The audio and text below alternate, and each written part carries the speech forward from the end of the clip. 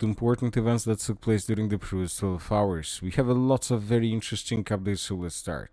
And first we're going to talk about another massive missile and drone strike that took place during the previous night, and this morning we have a picture of the approximate routes of attacks. So as you can see, during the previous night the Russians used hundreds of drones, the Russians used tens of cruise missiles, and the Russians used several most likely ballistic missiles of hypersonic type. So when talking about this map, we have at least three areas of concentration of Russian fire. The Russians attacked the city of Kyiv, lots of explosions and fire anomalies were recorded. The Russians attacked the city of Kharkiv in the eastern part of Ukraine mainly with drones, and the Russians attacked the city of Ivano-Frankivsk, which is located in the most western part of Ukraine. During the previous 12 hours, we got lots of videos where we can see the consequences of attacks. For example, in this video we can see the city of Kyiv in the morning. We have smoke screen, some buildings were destroyed. The Russians, according to information we have, destroyed some military facilities that Ukrainians used to produce different parts for drones and missiles. So this is the situation, and this is another video also published this morning. Another building, another facility was destroyed. The Ukrainians are saying that the Russians used more than 400 drones, precisely 426 drones, 5 Kinjal missiles, 4 Caliber missiles, 1 Iskander-K missiles, and 14 He-101 missiles. The Russians, according to information we have, attacked, as we discussed, 3 cities. The Ukrainians reported they managed to destroy almost everything. At least the Ukrainians reported they destroyed every single missile that the Russians launched and around 400 drones. So this is the situation. And once again, the most interesting thing is that the Russians attacked the city of Ivano-Frankivsk, which is located in the most western part of Ukraine. As for the beginning of the 21st of July of 2025, it's still unclear what exactly the Russians were attacking on the territory of this city. And the mayor of the settlement stated that that was the biggest attack since the beginning of the special military operation with drones and missiles. So let's wait and see what is going to be next, but most likely the Russians, when talking about Ivano-Frankivsk, were attacking first of all military facilities, warehouses of the Western weapon.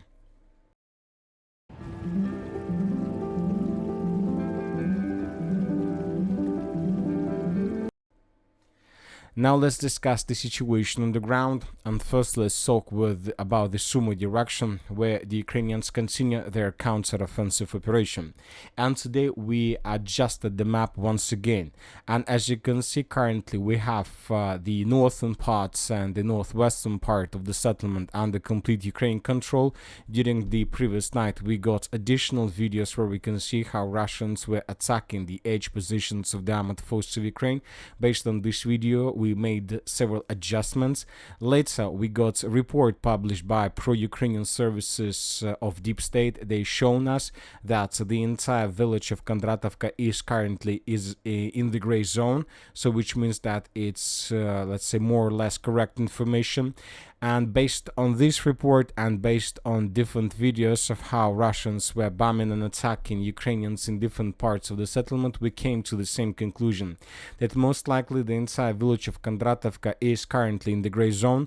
There are still very heavy clashes. Sometimes one building is under complete Ukraine control, but probably another floor of the same building may be under complete control of the armored force of the Russian Federation.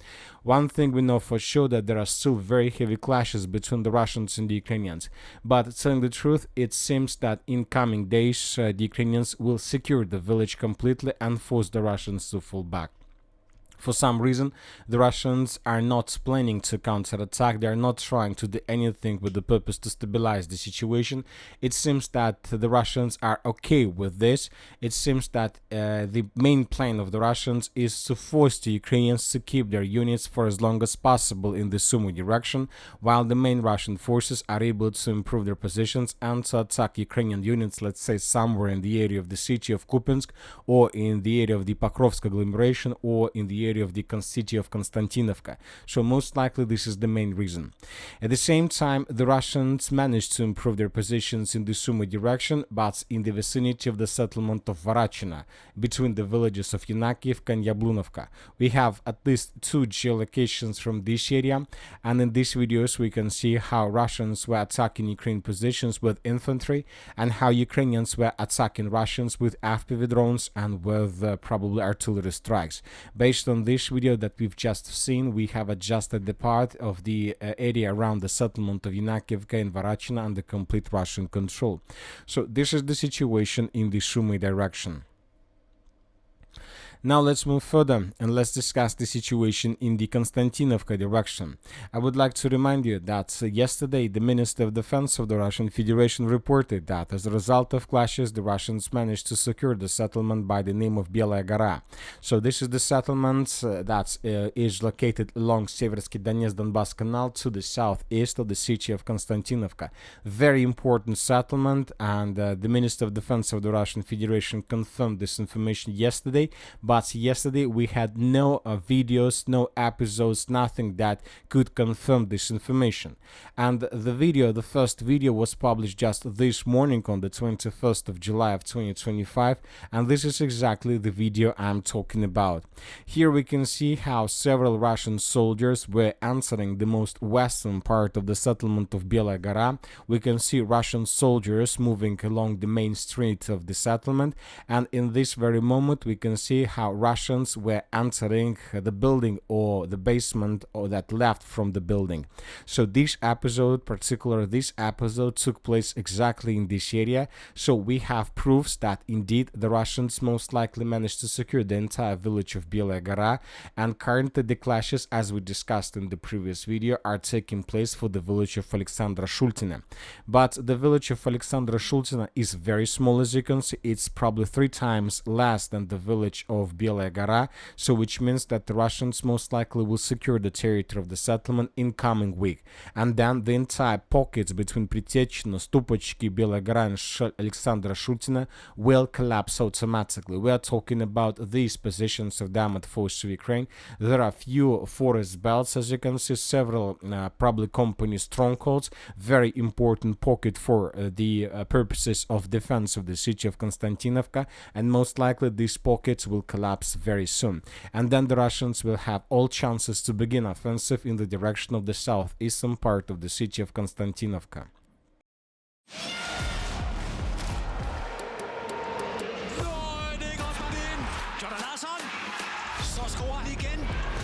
Jeg kan ikke huske de sidste 10 kilometer. Jeg var så smadret. Skelmose kommer i hvidt.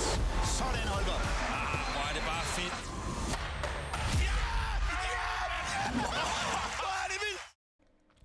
Another important update is coming from the road N32. During the previous 24 hours, we have several changes on the ground. Along N32 road itself, the Russians secured this small corner and this dense network of the fortifications, and the Russians managed to improve their positions further in the northern direction from these anti-tank ditches. So this is very important because it seems that the Russians in coming days are planning to move further in the northeastern direction, and this time the Russians will try to attack the settlement by the name of Stepanovka, and for these purposes the Russians are planning to attack the settlement from the south and the southeast, and from the southwest and from the west. The main purpose of this possible attack of the armored force of the Russian Federation may be establishing control over this pocket and over this territory. And when summarizing everything that is currently taking place to the south and to the southeast of the city of Konstantinovka, and with this possible attack in the direction of the settlement of Stepanovka, which is located to the southwest of Konstantinovka, it seems that the Russians are about to begin their major offensive operation in the direction of this settlement as well. And most likely these attacks can start much earlier than the complete collapse of Ukrainian positions in the vicinity of Kliban-Bytsky pocket. And when talking about this pocket, we are still waiting for additional updates about the city and the village villages of Yablunovka, Alexandra, Kalinova. I would like to remind you that several days ago, several very reliable pro-Russian and neutral resources reported that these villages were taken and secured by the Russians. But as for now, without proofs, without any confirmation, both from the Minister of Defense of the Russian Federation or any geolocation. Now let's move further and let's discuss the situation in the city of Pokrovsk. During the previous 24 hours, we have had lots of very interesting icons and articles and events from the southwestern part of the settlement. So let's discuss them in details. The most important thing and the most important topic is that during the previous 24 hours, there were lots of resources that's reported and published very interesting information that the Russians managed to enter the southwestern part of the city and to improve their position significantly. So let's discuss this article in details. Over the past few days, Ukrainian officials, including Zelensky, have reported on Russian sabotage and reconnaissance groups' activity on the approaches to the city of Pokrovsk. However, today reports from Ukrainian Telegram channels corroborate these claims.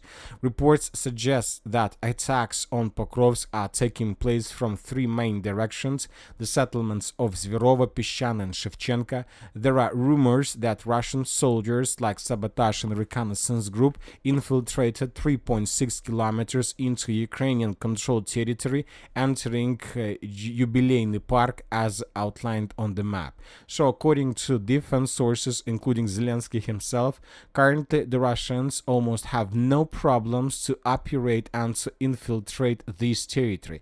And this is, I would like to tell you, up to 25% of the entire city of Pokrovsk. We're not talking about buildings, we're talking about the square and the probably the square kilometers of this round the circle of the city of Pokrovsk. If this information is correct, if the Russian sabotage and reconnaissance group are able to move and to operate in this area, this is a very big problem for the Ukrainians, which means that they don't have strong defense in this part of the city. And with this offensive operation and with the situation in the northeastern part in the area of Rodinskaya, it seems that the battle of the city of Pokrovsk is about to be finished in the Russian favor. Anyway, let's for now don't panic, don't make any adjustments, don't make any early conclusions. First, let's wait for additional updates and details.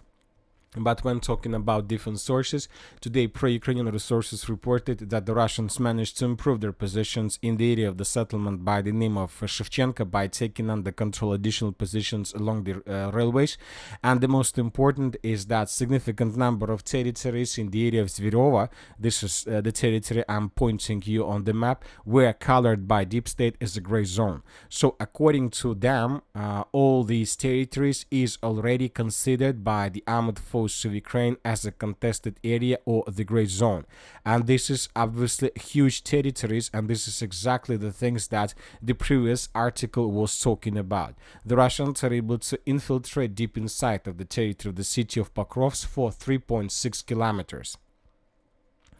As for the South Donetsk direction, during the previous 24 hours, we haven't received anything special, just small adjustments of the map in the area of the city of Shevchenka. Ukrainian sources published videos how they were attacking Russian positions in the area between the settlement of Volnaya Polye and Shevchenka, which means that the Russians continue their offensive deep inside of the territory already of Dnipro region and the Zaporozhye regions itself. And that's it for the short video. Military Summary channel reminds we condemn any violence in the world. Thank you for watching. Subscribe to my channel, put your likes, join my Patreon.